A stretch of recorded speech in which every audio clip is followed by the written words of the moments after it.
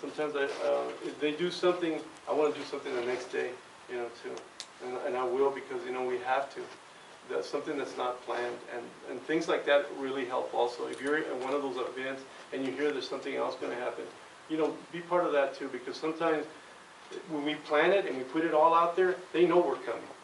You know, Kelsey Warren knows we're coming. So I'd like to do something that when he doesn't know we're coming. And that's what we did in Lajitas. And they only had like one state trooper there, and well, there were two in the car, but the one state trooper and the one deputy sheriff that was there. And it was good to be able to do that and make them, you know, not be able to start putting making up their own laws right on the spot, because they do. And that's what they've done over there, making like that young man. I don't know if you saw the video of the young man who got his stuff confiscated because he was doing the drones, and they had no search. It was illegal search and seizure of his equipment, and after that, a lot of those other law enforcement that they had called in started going back because they knew that these guys were dishonest. That guy not giving his name tells you exactly that man is a hired gun, and he's a goon, and he just had a deputy sheriff's shirt on. I've seen this too many times. I've seen the infiltrators that come in there and try to, you know, create the problems. You know, when we did the takeover over in Kickapoo back in 2003 or 2000, I'm sorry. We had a lot of those guys come in, a lot of those kind of infiltrators wanting to tell the council what to do, and what I did, I started pulling them out and telling them, okay, if you're going to be here, you need to sit here with the rest of us. Yes, sir. On the 3rd, where is it going to be exactly? I think that right now what they're planning to do it is at the Texas Parks and Wildlife. Wait, you know where that is? Yeah, it's an old schools road. It's right. If you go down Ben White, and it's almost at the end, and you got to like make a turn and back in there. What time? Burleson. Yeah. What time? I didn't bring any, but I think they're going to start like at 11. She's looking it up. Yeah, Where they have the festival. Yes. There's a Facebook event set up. You can get on, or do you have a Facebook page? I want to put it. I'll put it on the Facebook page, and you can go to my Facebook page. Yes, sir. Thanks for coming. I wanted to just ask a question. I have cards here, so awesome. One of the biggest things that interests me is money and politics. Can you talk a little bit about how tribes are represented on the interfacing with the U.S. government, how decision-making processes go with, as far as, you know, whenever they get offered deals and all sorts of different things. You often hear rumors about, you know, such and such elders or leaders of a tribe took money for, going with the gas company, for instance. You hear that rumor a lot or whatever. Can you speak to how the decision-making process goes whenever you're negotiating with the government? Well, one of the problems that happens with tribal governments, and I've worked for the Kickapoo tribe here in Texas. I was their contracts administrator, so I know how their contracts were doing, and I was also the tribal administrator for the Alabama Coshada, and I worked for the Pomos in Scotts Valley, and a lot of it had to do with, you know, trying to bring the gaming in. And what happens a lot with the true saying is that there's a waiver of sovereignty. And every time that you make a contract with the United States government, no matter who it is, you waive your sovereignty, especially as a tribe. And so there's that word that they throw out all the time, and they always challenge it. The state of Texas challenges all the tribal sovereignty all the time, and basically because they try not to make the connection back to the land. So the 3 recognized tribes here in Texas, the Tijuas, the Kickapoos, and the Alabama Coshada, are not native to Texas originally. They came in with either the Trail of Tears, or they were part of the movement, like the Kickapoos, who didn't want to be colonized or socialized in any way. They burned down even schools the schools that they tried to build in Mexico and the churches, because they wanted to maintain the purity of who they were in their identity. So that happened, and I mean that's all recorded history. You can look up the book called "The Lords of the Middle Border" and the Kickapoos. It's a good book to read because it tells you even how they were treated by the Indian agents, and how a lot of the government is set there. What happens is that when you have elections, you know, that you put people that get the most votes, what you end up getting is the people who can buy the votes on the tribal council. And that happens a lot, not all the time, but it happens a lot. If you don't identify your traditional councils first, and that they're the decision makers, what happens is that you have a group that is chartered, you know, in the state, and that board, I'm just giving you an idea of what happens. You have a board of directors, and the board of directors approves to have a nonprofit set up, and they have a different board of directors, and if you don't have that connection, that board of directors over here can make all kinds of decisions that are against what goes on here, and that's what happens a lot of times. You end up with a tribal council who has committees, and those committees they have their own vision of where the tribe should go, so they start investing in stuff. There was one of the tribes here in Texas. I'm not going to say who because, you know, confidentiality stuff. But they were offered a 5.7 million acre land claim, and they were actually negotiating to be paid a per capita over that. So whether they did it or not, y'all can go and find out. I'm just saying that that's what the U.S. government does. And guess what's running through there now? The pipeline. So, I have a really short question. yes, ma'am. Do you know who appointed Kelsey Warren? Because I'm like The politically governor? vengeful. Your The governor? governor. Also appointed his wife. Oh, really? Okay. Yeah. And I think you need to look at that whole board, because that whole board is all into oil money, and they're the ones that are setting these pipes up. They're doing all the fracking, and their intimate domain is coming from the state and from the federal government. And guess who gets the right to get it? It's a private corporation. And then all of a sudden they set it up as private property where nobody can get in there except the people that want. They even threaten the landowners of there and tell them that they can't cross because that's private property. Yes. When will the encampment start in Big Bend? I'm going over there tomorrow morning to help them protest the only Stripe store in Alpine, and then we're gonna start, you know, by setting up the sweat lodge there, and then starting to set up the encampment. We're actually taking a couple of tents, and but we need to have some people that can stay, and what we want to do is kind of schedule it. That's what they did to start it off at Sacred Stones. They scheduled it so people could be here. Is this going to be in the national park? Actually, we're setting it up where they're building the Trans-Pecos pipeline. The one that we protested that you saw online, that we were there, where AIM was there, the tribe was there, and several tribes are there. And of course the Big Bend, Defend Big Bend, or the TBB, and also the other group, the Big Bend Conservation Group. That was it. Yes, sir. Has Pete Gallego been at all supportive? I even tried to talk to Henry Cuellar because he's in our district, and I did talk to one of his representatives. Actually, they were going to pay for lunch, and I decided, you know, I'd rather pay for myself. And because they actually told me that he's corrupt with oil money, and that's Henry Cuellar, old people. And I need to talk to him, and he needs to help me to try and get this recognition process for the tribe.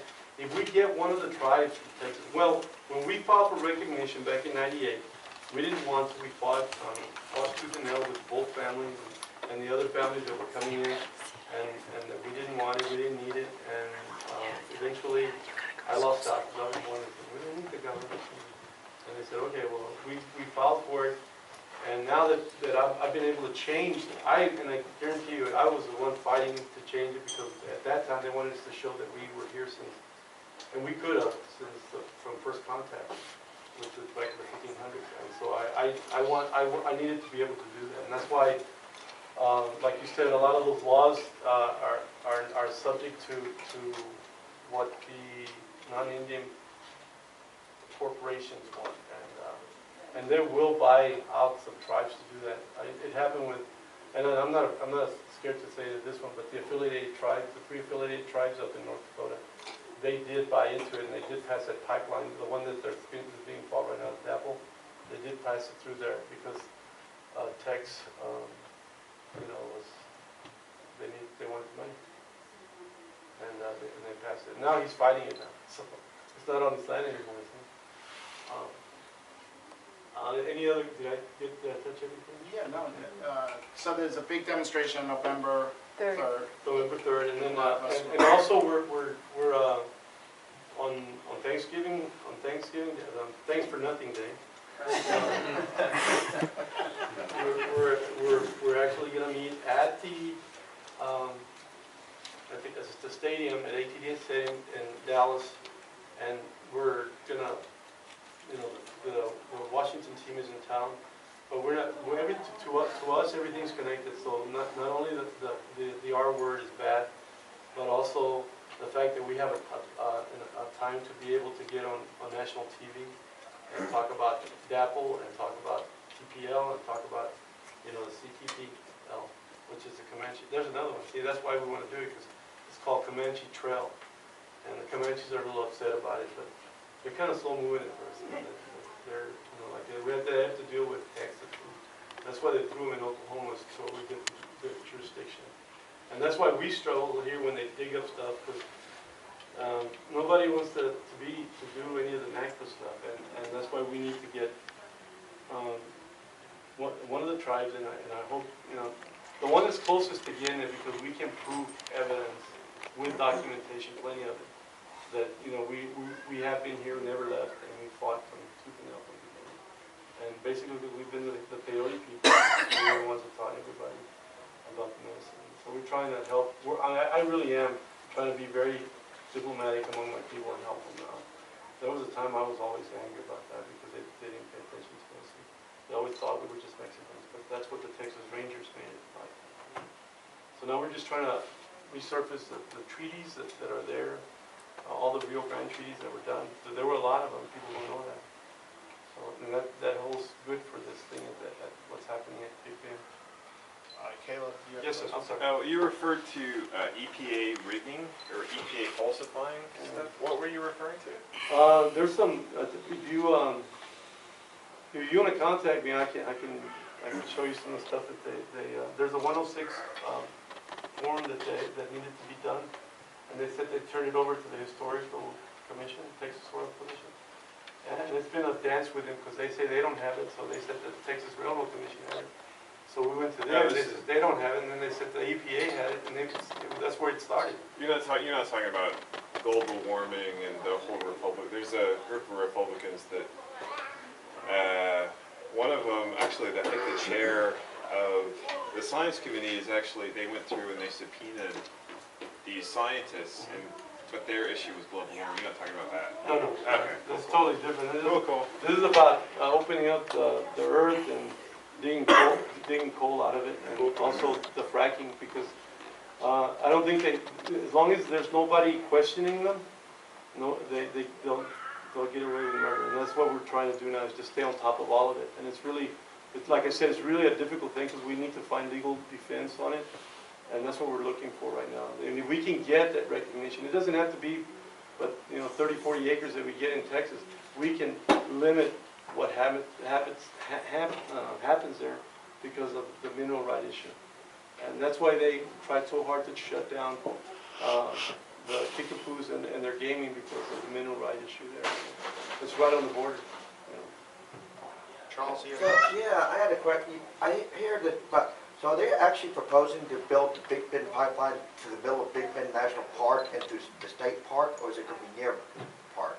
Well, it's right now it's already coming close near to it, and but there's another one that's proposed. That's the one we really want to block, and that's where we want to really set up the final encampments right there. So there's one that goes right to the middle of the park. Yeah, the Belle Marais.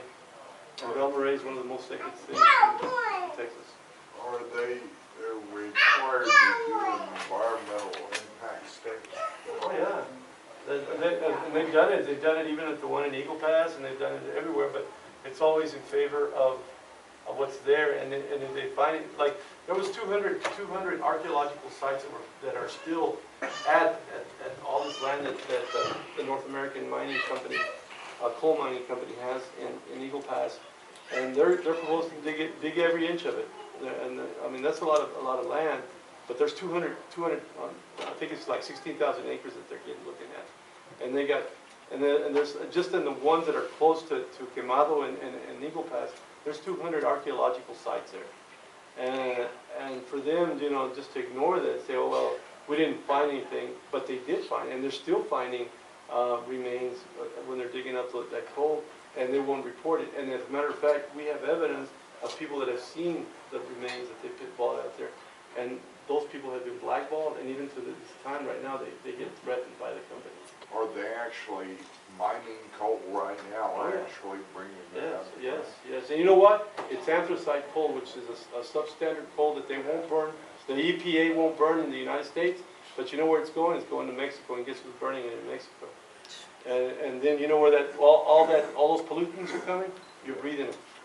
You're breathing it. And they found the same pollutants all the way in Chicago, Illinois, in an air pollution study that they did. So, you know, we need to get involved in what's happening at these places, because these guys are just taking advantage of the government and doing whatever they can because they have the money. And we need to stop their source of money, and the best place for him is in the pocket. So that's why we have to go after Stripes, after Wells Fargo, after Bank of America, and Chase, and so there are places that are investing into this stuff. Mike, Yes, Mike, I'm sorry. Oh, have there been any earthquakes out there yet? Oh yeah, there's been a few. If you go over to Indian Head, you start seeing where the rocks, the big boulders. I mean, they're huge boulders, as big as this room, that have been falling off the cliffs, and some of those have some beautiful petroglyphs there that, you know, that need to be deciphered. And it's happening on both sides, not just. I mean, both sides of the river. A lot of times we limit ourselves just to that border, but as a native person, I have relatives on both sides, and they're getting hurt over there in Camaro and Acuña and all those other places where there's sacred sites. You know? If that's it, we're gonna break and put away the chairs and stuff, and we just want to thank you for coming. And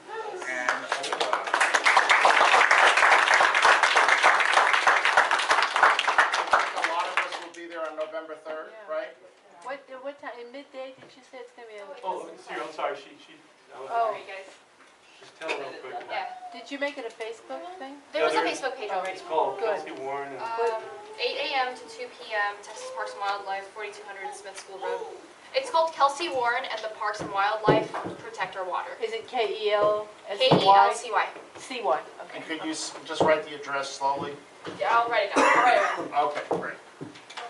There's an annual powwow here in Austin. Are you represented, or any of your tribe or AIM or any group that you're involved with? You know, or with DAPL, are they going to be represented there? I don't know. November 5th. I see a lot of times what these 501c3s do. They don't want to get politically involved because they don't want to threaten their fundraising abilities. And so, and I respect that, because I mean that's all they really know sometimes. And because I know that when we were tied down with the Comecrudo down there, we took over and we kept the federales off the land. Actually, it was the immigration people and the state police and the deputy sheriff in the county. We wouldn't let it cross into the sovereign land. We asked for help, and they were having the powwow, and nobody showed up. It ended up only being 7 of us that were there, along with the Kickapoo. But that's because they followed their traditional ways. Yeah, there's a, and I understand, because there's a lot of groups like that, even in San Antonio, that they don't want to do 501c3. And they will do it. Right now, I'm really concerned about our 501c3 for the tribe. But you know what? We're going to continue moving forward and continue trying to get people to help us do what we need to do. And if you know of any friends that are willing to help with, great. About the clothes drive, Yeah. that they, when I went to my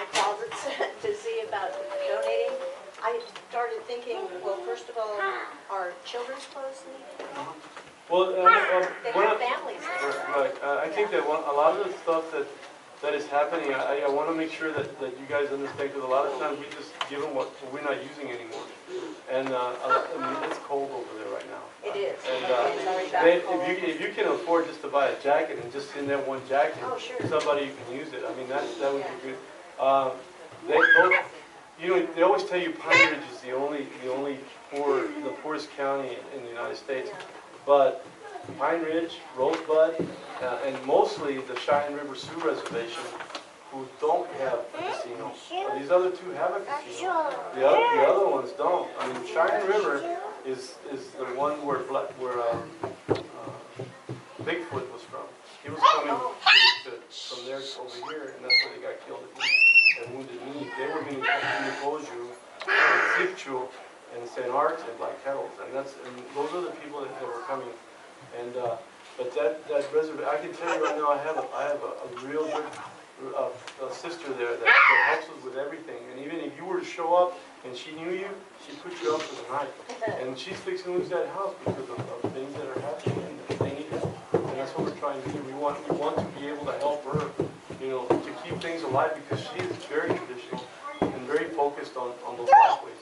And she's a great person, and I think she deserves it. And that's what I'm trying to do right now. I'm trying to find 80 people that can give $100 and send it to her, and that'll save her house. Because she's going through everything to try to save it. And if she could just pay $8,000, Thank you so much, and people should come up and talk to Juan. Thank you. Thank you so much, Juan. Yeah, there were cards here. I hope they go in.